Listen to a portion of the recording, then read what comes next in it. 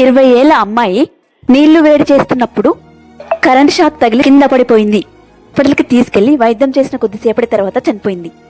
చెల్లి శవాన్ని తీసుకెళ్లడానికి అంబులెన్స్ లేక ఏడుస్తూ తన చెల్లిని భుజం పైన పెట్టుకొని మోటార్ సైకిల్ మీద వెళ్లాడు. చెల్లిని ఆనందంతో భుజం పైన ఎత్తుకున్న అన్నే నేడు చెల్లి శవాన్ని భుజం పైన మోసుకెళ్తున్నాడు. దీనిపైన మీ అభిప్రాయం తెలియజేయండి. ప్రయాణికులతో వెళ్తున్న బస్ డ్రైవర్ హార్ట్ అటాక్ తో కుప్పకూలిపోయాడు. బస్ రన్నింగ్ లో ఉన్న సమయంలోనే బస్ డ్రైవర్ అకస్మాత్తుగా గుండెపోటుతో మరణించాడు. అది చూసిన కండక్టర్ వెంటనే సమయస్ఫూర్తితో బ్రేకులు వేసి ప్రయాణికుల ప్రాణాలను కాపాడారు. కండక్టర్ చేసిన పనిని ఇప్పుడు అందరూ మెచ్చుకుంటున్నారు. క్రిటికల్ సిచ్యువేషన్ లో కూడా ఇలాంటి ఆలోచన రావడం గొప్ప విషయమే కదా. ఈ కండక్టర్ చేసిన సహాయం గురించి మీరేమంటారు? కామెంట్ చేయండి.